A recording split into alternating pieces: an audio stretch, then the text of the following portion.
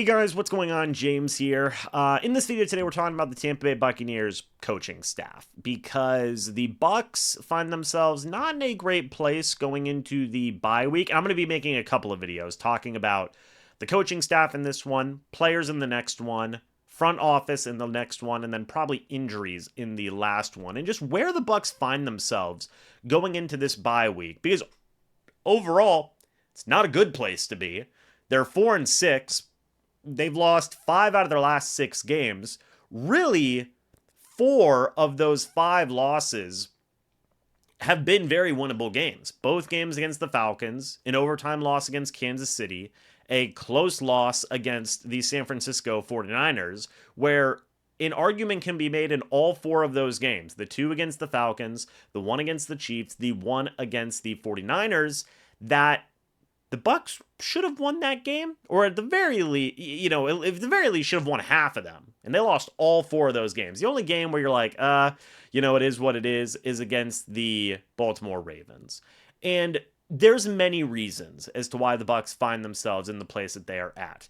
But I wanted to start with the coaching staff today because a lot of people have been pointing to Todd Bowles and the ineffectiveness of the side of the ball that he coaches, which is his defense. Now, I think it goes a lot deeper than just the coaching staff as the only reason. Don't get me wrong. The coaching staff on the defensive side of the ball, Todd Bowles' side of the ball, as head coach, the defensive-minded head coach of this football team, is not helping, I believe. I have seen a lot of people point that Todd Bowles is too soft in coverage in very clutch types of situations, be it calling zone getting picked apart throughout games like we saw in both those Atlanta Falcons games, and letting teams march right down the field and score game-winning touchdowns like that game against the Falcons in overtime, like that game against the Kansas City Chiefs in overtime, like that game against the San Francisco 49ers with 40 seconds left in the fourth quarter with 1 timeout. The defense is buckled, okay? And a lot of people have pointed to, well, Todd Bowles called soft coverages. The opposing offenses, took what the defense gave them, threw a lot of underneath stuff and just easy completions to allow yards after the catch, and it ended up in a loss every single time. I do understand that, and I completely get that, and I think that is a viable thing to say. Also, a lot of people have pointed to the overall conservativeness of the team overall the past couple of games. Not going for 2 against the Kansas City Chiefs, not being more aggressive maybe in those couple of Falcons games when you needed to be, not being as aggressive in that 49ers game. At the end of the game, you settled for a field goal. We're going to go into overtime again, a 3rd time this season, but your defense buckled. Again, that's Todd Bowles' side of the ball. And we're also going to be talking about the offensive side of the ball in this video today, but we needed to start with the defensive side of the ball because that has been the main crux of where the Bucs are where they are right now, okay, on the defensive side of things. The Tampa Bay Buccaneers have allowed 20-plus points in all but 2 games this year. And those 2 games were against the Detroit Lions and the Philadelphia Eagles. Besides that, every other game, the Buccaneers have allowed 20-plus points in every other game besides that. They are 1-6 whenever they have allowed, 2-6 whenever they have allowed 20-plus points in a game. 2-6. That's not good. That's not good at all. And that includes 41 points given up by the Baltimore Ravens, 36-31 against the Atlanta Falcons, 30 against the Kansas City Chiefs. They did allow 27 points against the Saints, but they ended up scoring 51 on their own. They won 26 to the Denver Broncos and 20 to the Washington Commanders. They won that game. There's a lot of upset feelings with Todd Bowles and his coaching staff, especially on the defensive side of the ball. I want to keep on reiterating that point. And in my opinion, Todd Bowles does deserve blame. Some blame, not all of it, but does deserve blame for where the Bucs find themselves today. Your team is only as strong as your leadership, right? And I believe the Bucs have been showing just not an ability to finish games, not an ability to play winning football right now. And part of that does fall on your coaching staff. Part of it does also fall on the players, but I do believe part of it does fall on the coaching staff as well. And the Bucs find themselves in a very similar situation to where they were last year, where they finished with, or they were 4-7 at one point. Going into week number 13, they went on a miraculous run where they won 5 out of their last 6 games of the year, finished 9-8, won the division, made it to the playoffs, won a playoff game, and then lost to the Detroit Lions. This is, again, a very similar scenario, in my opinion, where the Bucs lost winnable games to the Atlanta Falcons, winnable game to the Buffalo Bills last year, to the Houston Texans last year, right? To the Indianapolis Colts last year, where they could not find ways to close out and win games. Then they turned a corner, they started winning some football games, and they ended up being what they were last year. And people were good for that and gave Todd Bowles a lot of credit for that. And I feel like that was the right decision to make. However, it's not good when you find yourself in the same exact situation 2 years in a row.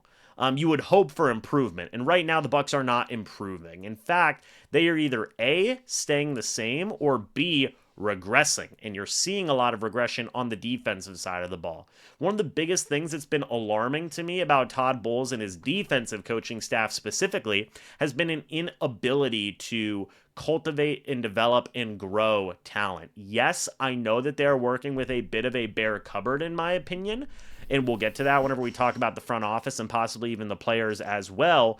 But also, this pass rush has not developed the way the front office thought it was going to develop, that Bucs fans thought it was going to develop. You have a first-round pick, a second-round pick, a third-round pick, and a fourth-round pick, all in your outside edge-rushing linebackers right now, and none of those guys have developed. You have a guy who was brought in second-round pick on your defensive line in Logan Hall. He is not developed. Yes, Zyon McCollum has developed. That's a very positive thing. Antoine Winfield Jr. had gotten paid for a phenomenal season last year. He has regressed heavily this year. He has been dealing with injuries. Jordan Whitehead was brought back. A lot of people, myself included, thought that was a great signing. He has regressed heavily, and he does not look like the same guy who was hoping the Buccaneers win a Super Bowl in 2020, and it's not like he's like 35 years old. He's only 28 years old, I believe. Even outside cornerbacks, even like a guy like Christian Izien, who was very good at nickel corner last year, has not been developed. It seems like he has regressed. Tyke Smith looks good as a rookie, but he has been dealing with some injuries. Kalijah Kancey looks good as a rookie, all things considered, but he's been dealing with injuries. Levante David looks older and slower this year. He has regressed. A big gamble that they made with KJ Britt. He looks like he has horribly regressed from the guy that played in the last 4 games last year, replacing Devin White as the starting linebacker. It looks like he has regressed horribly to now where you're seeing undrafted free agent linebacker J.J. Russell getting in snaps over KJ Britt because he is not playing that good. Just there's a lot of areas on your defense that you can either point to guys just straight up not developing or guys regressing on the defensive side of that ball, and that does in part fall largely fall on Todd Bowles and his defensive coaching staff. What's the fix for that? There really isn't one. I don't believe the Buccaneers are going to make it. They will not, make a change mid-season at their head coach. Do they get rid of some type of DC or get rid of a positional coach? I don't know how much that's going to help, in my opinion, really. I am of the mindset and a bit of the mindset that the guys you have are the guys you have. And that accounts for the players and that accounts for the coaching staff as well. Now, if this season continues the way it does, there are going to be some changes. There absolutely should be some changes. But right now, I don't necessarily expect the Buccaneers to make a lot of moves on the defensive side of the coaching staff that is going to snap the fingers, fix the problems that are having on defense. Really, what you have is what you get. And it's so interesting, and I want to shift gears here to the offensive side of the coaching staff, because as I talked about in my Liam Cohen video, they've been very positive, and they've been doing a lot despite injuries. I know I mentioned Kalijah Kancey has missed time. I know I mentioned Antoine Winfield Jr. has missed time. Jamel Dean, sorry, I completely forgot about Jamel Dean, who, by the way, has also regressed in this defense as well this year. But the Bucs offense is not, healthy in their own right at all. You're down your top 2 wide receivers. You've had injuries along multiple parts of your offense. Again, Godwin out for the year. Evans out for multiple weeks. Luke Gedeke missed multiple weeks. Your starting center missed a game or two, or I believe he missed a game. Your wide receiver room's been devastated. I mean, don't even get me started about you're down to your 10th string wide receivers, but Liam Cohen's finding a way to make it work. And it does raise the question, well, why can't Todd Bowles and his defensive coaching staff? Because I believe that Liam Cohen can elevate players in an offense better so far this year than Todd Bowles can in a defense, and his coaching staff can in a defense. The Bucs offensive coaching staff has been making use of tight ends, running backs, all these different types of things. The Bucs defensive coaching staff seems like nobody can make a play, and even guys who have made plays in the past have completely faltered and completely fallen apart. So while there is an argument to be made, and I do believe that is part of it, that Todd Bowles is not working with the best roster in the world. I think a lot of people would not dispute that, I believe. And I agree with that. I don't think Todd Bowles is working with the best roster in the world.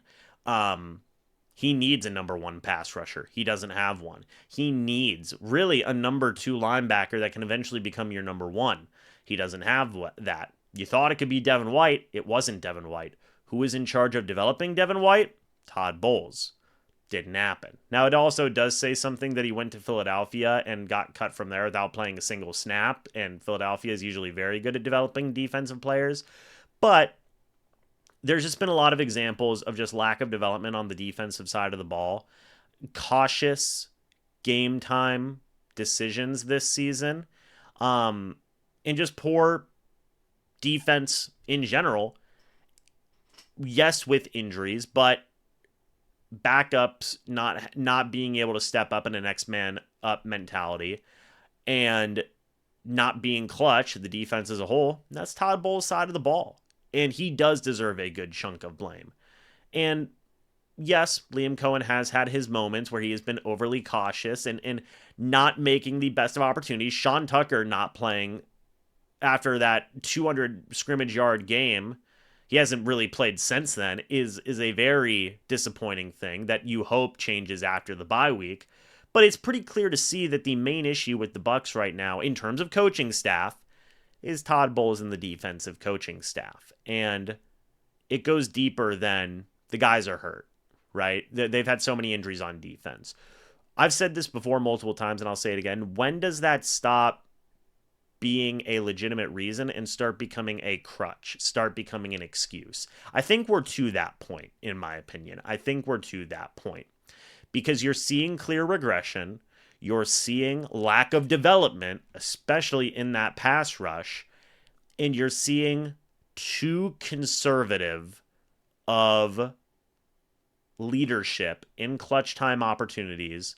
And Todd Bowles is your head coach. And whether people do or don't agree with it, he's going to be the guy in that coaching staff who is going to be getting that heat. So that's my thoughts and opinions on the coaching staff here. I've been very displeased with all of the Buccaneers defensive coaching staff. I mean, Todd Bowles, Larry Foote, Casey Rogers, George Edwards, you name it. Will Todd Bowles give up play calling? No. I honestly would not hate to see Casey Rogers or Larry Foote get a chance to call some plays. I think that would be a reasonable thing for Todd Bowles to try and get a spark, make a change in something. I understand that that's what got him to be a head coach, here for the Buccaneers. And there was a time where Todd Bowles was a very good defensive-minded guy, and I still think he can be, but he's got to have a good roster in front of him. JPP's not here anymore. Shaq Barrett's not here anymore. And Ndamukong Suh is not here anymore. a lot of the guys that were there that helped Todd Bowles have such a strong defense to get an opportunity like this again in the NFL in the first place are not here anymore. And without those stars around, the Bucs have not been able to fill that void. And I do believe, again, part of that does fall in the front office. We'll talk about that. But part of that does also fall on Todd Bowles for not developing guys. So it is notable and is worth talking about. But guys, let me know your thoughts and opinions about this Buccaneers coaching staff. What have been your thoughts with the Bucs defensive coaching staff, the offensive coaching staff, Todd Bowles? Honestly, the special teams is meh, is meh. It's not been great, but their punting is terrible. Their punting is terrible. We'll talk about that later, I imagine. But offensively, one of the only complaints has been like the wide receivers aren't getting used as much lately, and Sean Tucker should be used more. But you kind of get why he's not being used more. For Todd Bowles, there's just been a lack of development, and guys are not making plays anymore, to where even your stars are struggling. It's not good. But anyway, guys, let me know your thoughts and opinions. I'd love to hear them down in the comments section below. Thank you guys so much for watching this video. Hope y'all enjoyed. As always, guys, I'll see you all in the next video or the next live stream. But until then, and as always, guys, goodbye for now, and go Bucs.